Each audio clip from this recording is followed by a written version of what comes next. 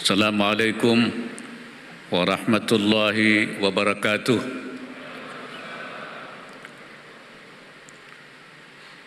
Selamat pagi, salam sejahtera untuk kita semua. Bismillahirrahmanirrahim. Yang saya hormati Gubernur Bank Indonesia, para Menteri Kabinet Indonesia Maju, Kepala Badan Pusat Statistik, Kepala Badan Riset dan Inovasi Nasional BRIN, hadirin serta undangan yang berbahagia.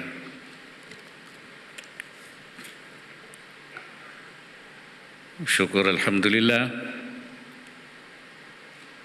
kehadirat Allah Subhanahu wa taala, Tuhan yang Maha Esa, atas limpahan rahmat dan karunia-Nya sehingga kita dapat hadir pada acara ini sebagai bagian penting daripada upaya mewujudkan visi Indonesia berdaulat, maju, adil, makmur di 2045. Hadirin sekalian, Musrembangnas ini menjadi forum yang krusial untuk sinkronisasi dan penajaman program dan kegiatan prioritas nasional antara kementerian, lembaga, dan pemerintah daerah dalam perumusan rencana kerja pemerintah RKP 2024. RKP 2024 akan menjadi rencana kerja tahun terakhir dari periode rencana Pembangunan Jangka Menengah Nasional RPJMN 2020-2024. Tentu kita harus bergegas dan semakin fokus pada upaya penuntasan pencapaian target-target RPJMN. Tema yang diusung yakni mempercepat transformasi ekonomi yang inklusif dan berkelanjutan. Untuk itu RKP 2024 harus mampu menjawab bagaimana Indonesia melakukan transformasi ekonomi dengan tetap memperhatikan inklusivitas pada tiap tingkat masyarakat sekaligus menciptakan pembangunan berkelanjutan. Percepatan transformasi ekonomi didorong melalui peningkatan kualitas pelayanan kesehatan dan pendidikan, revitalisasi industri dan penguatan riset terapan, serta penguatan daya saing usaha. Adapun pembangunan yang berkelanjutan diwujudkan dengan terus memperluas inisiatif pembangunan rendah karbon dan transisi energi yang mampu merespon tantangan-tantangan perubahan iklim dan menjaga daya saing ekonomi. Pembangunan yang inklusif digerakkan melalui pengurangan kemiskinan dan penghapusan kemiskinan ekstrim, percepatan pembangunan infrastruktur dasar dan konektivitas, serta percepatan pembangunan Ibu Kota Nusantara. Sementara itu, pencapaian sasaran pertumbuhan ekonomi tahun 2024 juga membutuhkan investasi BUMN dan swasta selain investasi pemerintah. Oleh karenanya, kemudahan investasi yang dijamin oleh regulasi sangat diperlukan guna mendorong pelibatan BUMN dan swasta. Selain itu semua, saya kira perlu pula mencari dan memanfaatkan peluang ekonomi baru. Salah satunya adalah ekonomi dan keuangan syariah. Sektor ini masuk dalam gerbong transformasi ekonomi yang inklusif dan berkelanjutan, terutama karena prinsipnya yang inklusif dan universal, serta mengedepankan pertumbuhan dan pembangunan ekonomi yang berkeadilan. Hadirin yang saya hormati, saat ini Indonesia juga dihadapkan pada sejumlah tantangan dan agenda penting ke depannya. Agenda krusial yang menanti antara lain pemilu dan pilkada serentak di tahun 2024 sebagai pesta demokrasi yang harus kita jaga bersama agar berlangsung aman dan damai.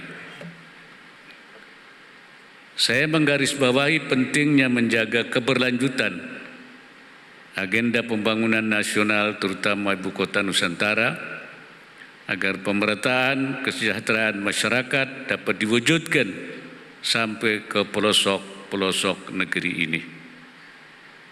Kemudian bonus demografi juga menjadi tantangan sekaligus peluang. Beberapa negara yang tercatat berhasil memanfaatkan bonus demografinya berhasil pula meningkatkan PDB per kapitanya hingga 3 kali lipat. Bagi Indonesia, tentu ini menjadi peluang emas. Bagaimana bonus demografi yang ada bisa dioptimalkan untuk memacu PDB per kapita agar Indonesia dapat masuk ke dalam kategori upper middle income country di tahun 2025. Oleh karena itu, dokumen proyeksi penduduk 2020-2050 yang hari ini diluncurkan harus menjadi rujukan bagi kementerian dan lembaga serta pemerintah daerah untuk menyusun program-program yang dapat mengoptimalkan potensi bonus demografi tersebut. Tantangan lainnya yang tidak kalah penting baik bagi Indonesia maupun masyarakat dunia yaitu triple planetary crisis akibat perubahan iklim, polusi, dan degradasi keanekaragaman hayati, mitigasi dan adaptasi untuk menghadapi krisis tersebut menjadi satu hal yang penting dan harus menjadi perhatian. Hadirin sekalian, berpijak dari kondisi tersebut, beberapa pesan saya kepada seluruh pimpinan kementerian dan lembaga serta kepala daerah. Pertama, jadikan RKP 2024 sebagai panduan yang komprehensif dalam menjalankan program pembangunan. Kemudian penyusunan rencana kerja pembangunan daerah, provinsi dan kabupaten kota, saya minta betul-betul memperhatikan sasaran dan target pembangunan pada RKP dan sudah semestinya langkah kita satu menuju Indonesia Emas 2045. Yang kedua, pastikan persiapan pelaksanaan major proyek dan proyek strategis nasional sehingga dapat terlaksana sesuai dengan rencana dan akuntabel.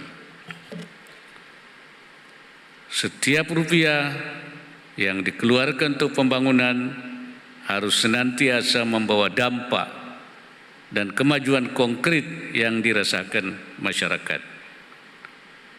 Ketiga, rumuskan target, tujuan, dan strategi bagi pembangunan yang berkesinambungan, mengingat RPJMN 2020-2024 dan juga RPJMN 2005-2025 akan segera berakhir. Perencanaan jangka menengah dan jangka panjang tersebut menjadi kunci kesinambungan sekaligus bekal bagi pemerintahan selanjutnya. Terakhir, saya minta secara khusus Kementerian PPN Bappenas untuk mengawal penyusunan RKP 2024 maupun rencana pembangunan jangka menengah dan jangka panjang periode selanjutnya, utamanya untuk memastikan ketercapaian sasaran Indonesia Emas 2045. Hadirin yang berbahagia, sebelum menutup sambutan ini, secara khusus saya memberikan apresiasi kepada pemerintah daerah yang memperoleh penghargaan pembangunan daerah.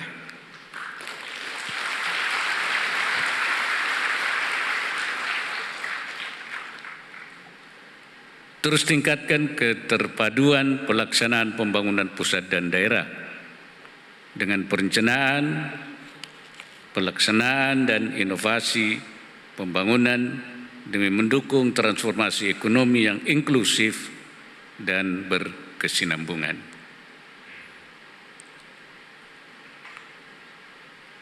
Dengan mengucapkan Bismillahirrahmanirrahim, proyeksi penduduk 2020-2050 saya nyatakan diluncurkan.